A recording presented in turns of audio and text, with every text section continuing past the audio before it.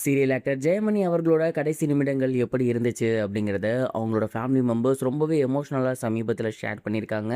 என்ன நடந்திருக்கு அப்படிங்கிற கம்ப்ளீட் டீட்டெயிலை தான் இந்த ஒரு வீடியோவில் நம்ம பார்க்க போகிறோம். தமிழ் சீரியலில் ரொம்பவே முக்கியமான ஒரு சீரியல் தான் திருமதி செல்வம் அப்படின்னு சொல்லலாம். அண்ட் அந்த ஒரு சீரியலில் நடித்து ரசிகர்கள் மத்தியில் மிக பெரும் வரவேற்பு பெற்றவர் தான் ஜெயமணி அவர்கள்.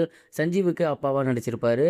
அண்ட் அதுக்கப்புறம் தொடர்ந்து ஏகப்பட்ட சீரியல் பண்ணியிருந்தாரு. சமீபத்தில் சிறகடிக்க ஆசை சீரியலில் மலேசியா மாமாவாக ஒரு கேரக்டர் பண்ணியிருந்தாரு.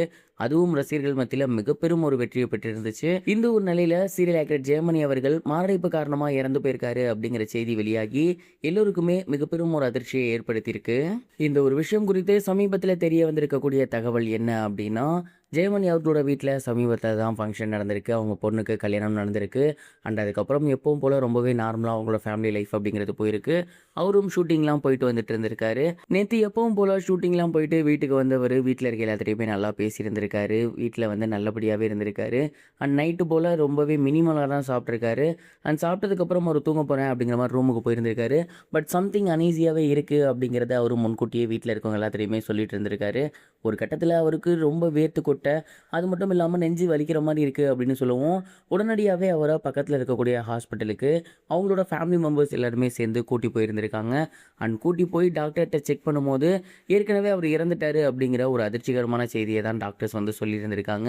அவருக்கு மாரடைப்பு வந்திருக்கு அப்படின்னும் அதனால தான் அவர் இறந்து போயிருக்காரு அப்படிங்கிற மாதிரியான ஒரு விஷயத்தை டாக்டர் சொல்லியிருக்காங்க. இதை கேட்டு எல்லோருமே மிக பெரும் அளவில் சோகமாக இருந்திருக்காங்க. இதுதான் அவரோட கடைசி நிமிடங்களாக இருந்திருக்கு அப்படிங்கிற மாதிரி அவங்களோட ஃபேமிலி மெம்பர்ஸ் ரொம்பவே எமோஷ்னலாக சொன்னாங்க. எப்போதும் போல் நல்லபடியாக பேசி சிரித்து சாப்பிட்டவர் சடனாக அனீஸியாக இருக்குது, நெஞ்சு வலிக்குதுன்னு சொன்ன உடனேயே ஹாஸ்பிட்டல் கூட்டி போயும் காப்பாற்ற முடியலையே அப்படின்னு அவங்களோட ஃபேமிலி மெம்பர்ஸ் ரொம்பவே நொந்து போயிருக்காங்க. இந்த ஒரு செய்தியை பற்றி நீங்கள் என்ன நினைக்கிறீங்க? கமெண்ட் பாக்ஸில் ஷேர் பண்ணுங்கள். இது ஒரு புறம் இருக்க, ரஜினிகாந்த் அவர்களோட பொண்ணான சௌந்தர்யா ரஜினிகாந்த் அவர்கள் ரீசெண்டாக ஒரு படத்தோட வெற்றிக்கு எது மிக முக்கியமாக உதவுது அப்படிங்கிறத ஒரு ஸ்டேஜில் பேசியிருந்தாங்க. அது சோசியல் மீடியாவில் ரொம்பவே வைரலாக போய்கிட்டு இருக்கு.